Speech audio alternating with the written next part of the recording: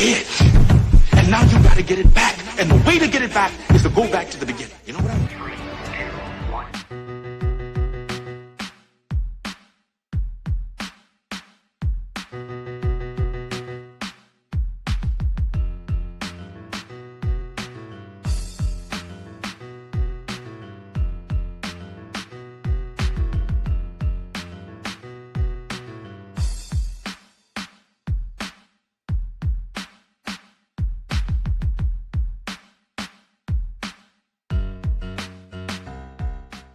Good morning, good afternoon, good evening. My name is J.H. and I work for this place. Yeah, that place there. I had some thoughts and I'd like to get your opinion if you agree or disagree.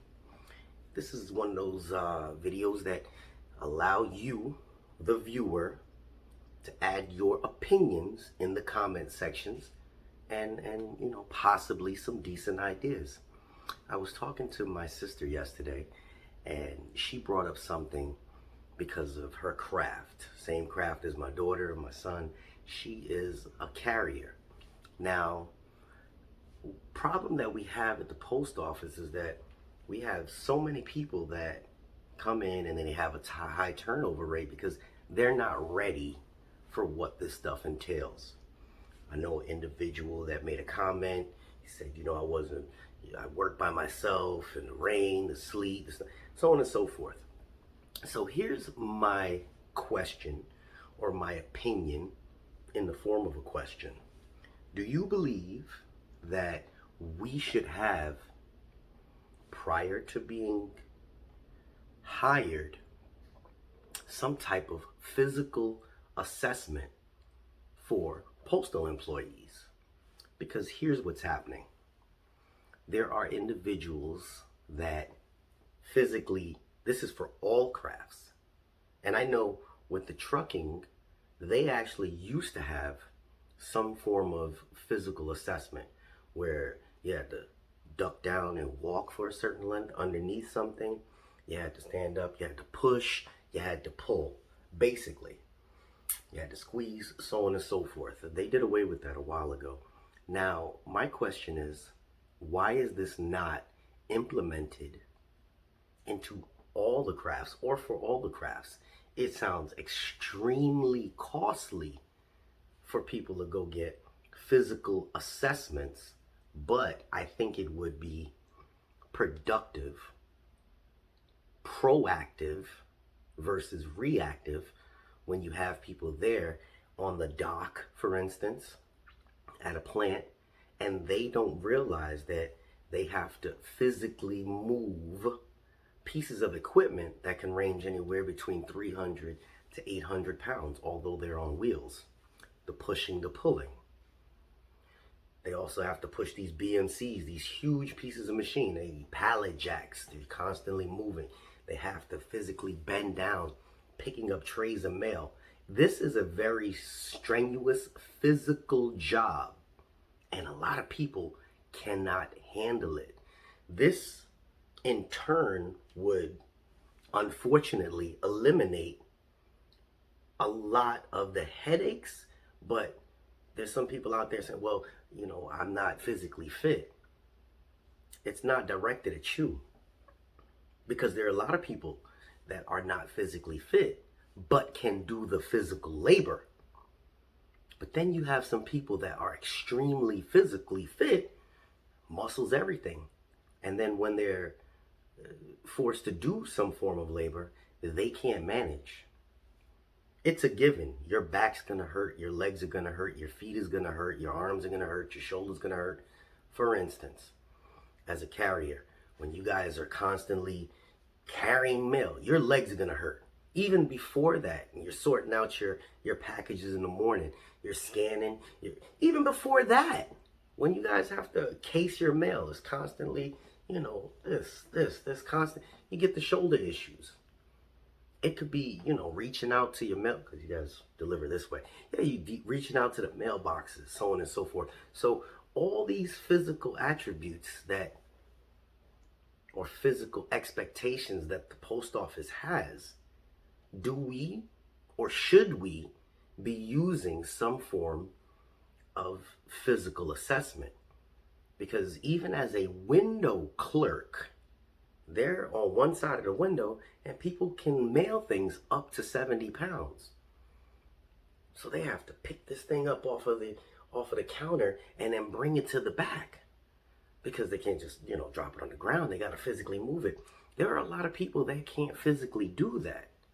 And if you're in one of those high traffic areas or highly populated areas, you may have to do that multiple times a day.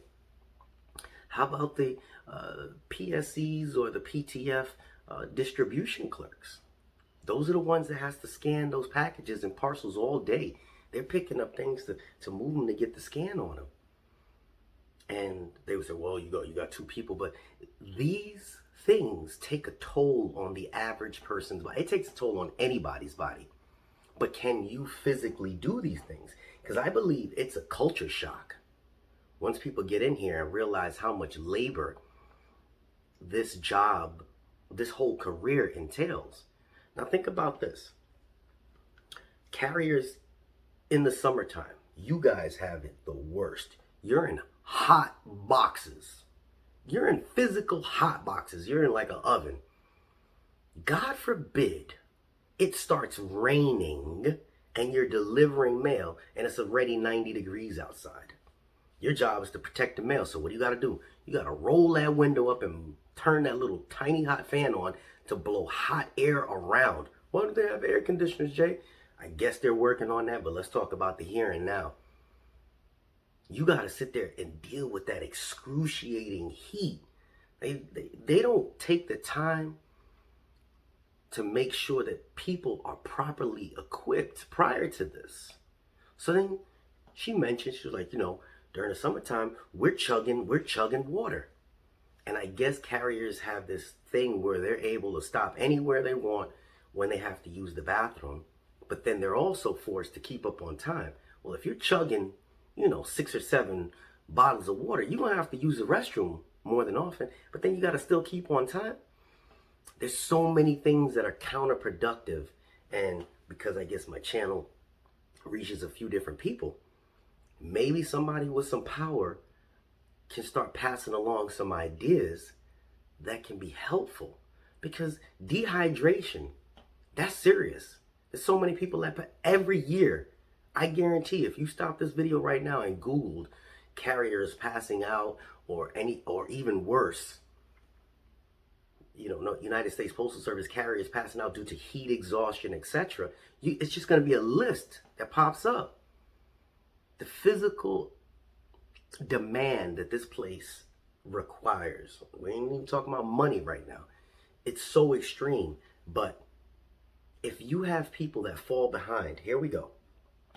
Somebody that can't keep up because of all the physical stress that they go throughout the day. Then you got the CCAs, the carriers that, just came in. They got to stop, they got to go and help somebody else. So it took their little 8-hour day to a 10-hour day to a 12-hour day. So the physical stress that each person goes through is so extreme. Is there a way to reproduce that and put in a physical assessment? Who knows? I'm sure that with technology, a physical stress test, they can figure that out. Just like they do with the people that go to the moon or the astronauts. They put them through physical stress tests. Not saying we need anything like that, but there should be some form. Because when I get to the dock, you look at the processing clerks and they're physically bending, picking up these heavy trays of mail, picking up stacks of letters. Now, to an average person with some type of fitness, yeah, it's okay. It's okay. But after a while, you're going to be sore. Can everybody do that? I don't know. But if you got a physical stress test prior to working for the post office, it would kind of either embarrass you because you couldn't pass the stress test, but it also enlighten you. Hey, you know what? This job wasn't for me. This job wasn't for me. And I know somewhere in this video, my boy Chaz, the Marine, I see you, brother. He's a machine. He's not like anyone else. But he's a machine. He loves that grind, but not everybody can do that. This stuff is physical. He's a mail handler. I'm sure that dude love all that extra. And as a mail handlers, you guys are on your feet for 10 to 12 hours a day, pushing, pulling, bending, pallet jacking, shrink wrapping. A lot of people can't do that. It's not just scanning. It's not just holding a scanner all day. So should physical stress tests be implemented into the hiring process is really the question. In my opinion, I think yes. Mental stress tests as well. How do you duplicate asshole management? I said it. Asshole management barking at you all day. Because that's a whole different mindset. They need to send people to boot camp for that. Because these managers is on some other kind of garbage. I'm not saying all, but a majority. So a lot of it is the physical stress, the mental stress, and then they got people that just don't want to come to work the next day. You stress me out too much, I'm gonna call out because I can't physically do it. My body's beat up and my mind is beat up. What do you want? What do you want at that point? And what type of production or what type of value would I bring you? If I'm physically exhausted, if I'm mentally exhausted. So again, this is just one of those things where I think it should be put out there. And I believe that somewhere in the internet world, in the matrix, somebody's listening.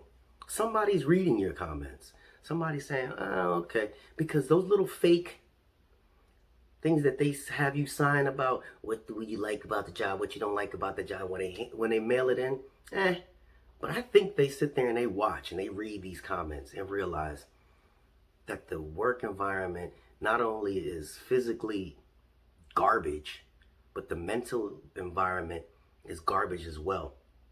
All that combined with the management makes it a toxic environment, and only the strong survives physically and mentally. And for those of you that have survived, hey, hats off to you.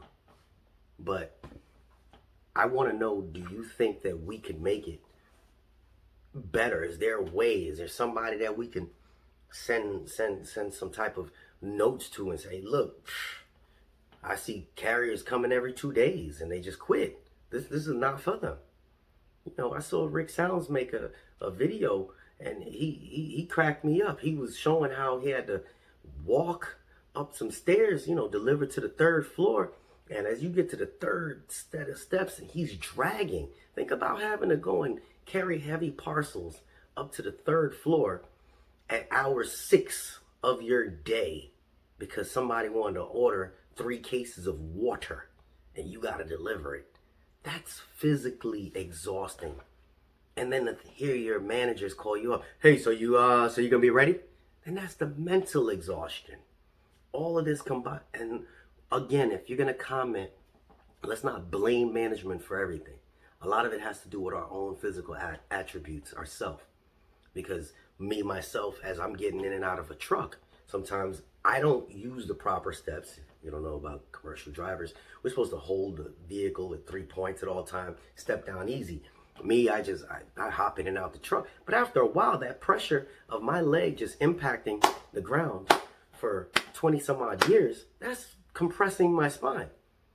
So I go and I gotta get all type of work done to my back on a regular basis. Jay's in and out the doctor's office regularly.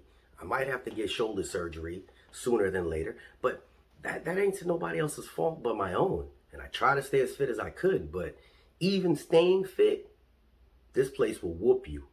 So should we, A, get some type of relief, which I believe we should, but we should also have that stress test, a physical assessment of us, just to see, hey, you know what? This wasn't for me, and this is not for everybody. This isn't. It truly isn't. But again, I'd like to hear your opinions and your comments in the comment section below.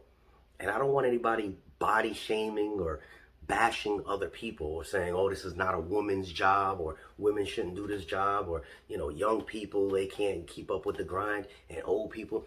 In this point, I think this is just the overall thing, because I've seen some older people outwork these younger people at any day. I've seen some younger studs come in there and run circles around the ones that are in the world and in the way. Y'all already know about that one.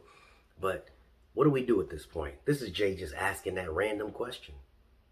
Please leave your comments in the video description, in the video comment section below. We out.